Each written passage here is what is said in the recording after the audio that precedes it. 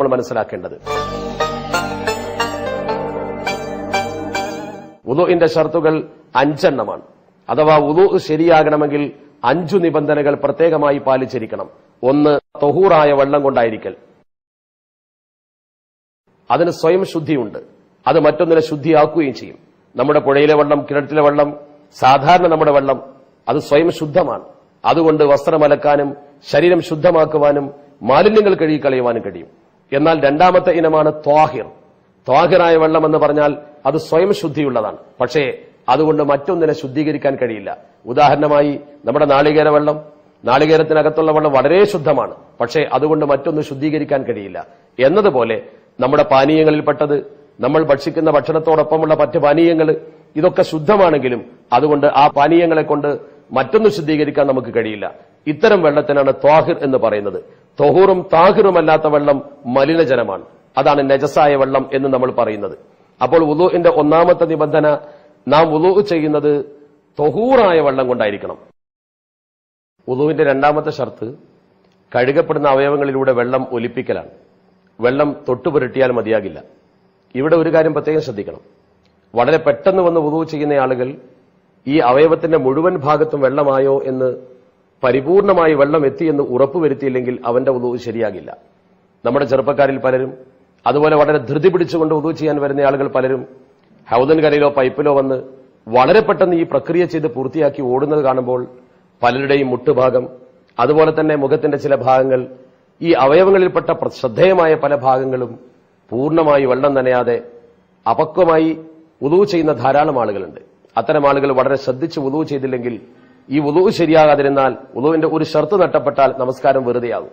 ആ വൃഥാപ്രവർത്തനത്തിൽ നിൽക്കുന്നതിന് പകരം ശ്രദ്ധയോടുകൂടി അതിനുവേണ്ടി അല്പസമയം നീക്കിവെക്കലാണ് പ്രധാനം. വെള്ളത്തിന് നിറമാറ്റം വരുത്തുന്ന ചായം പോലുള്ളവ അവയവങ്ങളിൽ ഇല്ലാതിരിക്കലാണ് വുളൂ ശരിയാകാനുള്ള മൂന്നാമത്തെ ഷർത്ത്. അവയവത്തിൽ അത്തരം വസ്തുക്കൾ ഉണ്ടെങ്കിൽ അവ നേരത്തെ കഴുകി കളഞ്ഞതിന് ശേഷമാണ് വുളൂ ചെയ്യേണ്ടത്. കമ്പനികളിൽ ജോലി ചെയ്യുന്ന ആളുകൾ, അതുപോലെ പെയിന്റർമാർ, ഇവരൊക്കെ വളരെ പെട്ടെന്ന് വന്ന് വുളൂ ചെയ്യുമ്പോൾ വുളൂഇന്റെ വെള്ളം ഉപയോഗിക്കുന്നതോടുകൂടി അവരുടെ ശരീരത്തിൽ കയ്യിലോ മറ്റോ ഉള്ള പെയിന്റ് ഒലിച്ചു പോകും, ശരി. എങ്കിൽ പോലും ആ വുളൂ ശരിയല്ല. നേരത്തെ പെയിന്റ് കഴുകിക്കളയാൻ വേറെ വെള്ളം ഉപയോഗിച്ച് അതിനുശേഷം വുളൂഇന്റെ കഴുകൽ വേറെ തന്നെ നിർവഹിക്കണം. വുളൂ ചെയ്യുന്ന അവയവത്തിൽ ഈ കഴുകുന്ന വെള്ളത്തിന്റെ നിറം മാറ്റുന്ന ഒരു വസ്തുവും ഉണ്ടായിരിക്കാൻ പാടില്ല എന്നതാണ് വുളൂവിന്റെ മൂന്നാമത്തെ നിബന്ധന. ഈ നിബന്ധന കൃത്യമായി പാലിച്ചിരിക്കണം. ഒരുപക്ഷെ നമുക്ക് തോന്നും, നമ്മൾ കഴുകുന്നതോടുകൂടി ആ ചെളിയോ അല്ലെങ്കിൽ ആ കളറോ പോകുന്നുണ്ടല്ലോ, അത് ആ കഴുകലിൽ ഉൾപ്പെട്ടാൽ മതിയല്ലോ. ഒരിക്കലും മതിയാകില്ല. നാലാമത്തെ ഷർത്ത്, കഴുകപ്പെടുന്ന അവയവത്തിൽ വെള്ളം ചേരുന്നത് തടയുന്ന വിധത്തിലുള്ള മെഴുക്, പെയിന്റ് മുതലായവ അവയവത്തിൽ ഇല്ലാതിരിക്കലാണ്. ഉറച്ച മെഴുക്, അതുപോലെ തന്നെ പെയിന്റ്, ഇത് അവയവത്തിൽ എവിടെയെങ്കിലും ഉണ്ടെങ്കിൽ വെള്ളം ഒലിപ്പിച്ചാൽ അതിന്റെ മുകളിലൂടെ വെള്ളം ഒഴുകിപ്പോകും. പക്ഷേ അതിന്റെ അകത്ത് തൊലിഭാഗത്ത് വെള്ളം ചേരില്ല. അങ്ങനെയുള്ള അവസ്ഥയിൽ നേരത്തെ അത് ചുരണ്ടിക്കളഞ്ഞോ സോപ്പിട്ട് കഴുകിക്കളഞ്ഞോ ശേഷം ആ ശരീരഭാഗത്ത് വെള്ളമാകുമെന്ന് ഉറപ്പുവരുത്തിയതിനു ശേഷമാണ് അത്തരം ആളുകൾ വുളൂ ചെയ്യേണ്ടത്. ശരിയായ വിധം വെള്ളം ശരീരഭാഗത്ത് ചേരണം എന്നതാണ് ഇതിന്റെ ഉദ്ദേശം. അഞ്ചാമത്തെ നിബന്ധന, മൂത്രവാർച്ച, രക്തസ്രാവം പോലുള്ള സ്ഥിരമായ അശുദ്ധിക്കാർക്ക് മാത്രമേ ബാധകമാകുന്നുള്ളൂ. എല്ലാവർക്കും ബാധകമല്ലെന്നർത്ഥം. സ്ഥിരമായ അശുദ്ധിയുള്ളവർ, ഇത്തരക്കാർ നിസ്കാരത്തിന്റെ സമയം ആയി എന്ന് അറിഞ്ഞ ശേഷമേ വുളൂ എടുക്കാവൂ. അത്തരക്കാർക്ക് മാത്രമുള്ള നിബന്ധനയാണ്. അവർക്ക് നേരത്തെ വുളൂ ചെയ്ത് കാത്തിരിക്കാൻ പാടില്ല. അവർ നമസ്കാരത്തിന്റെ സമയമായി എന്ന് ഉറപ്പായതിനു ശേഷമേ വുളൂ ചെയ്യാവൂ.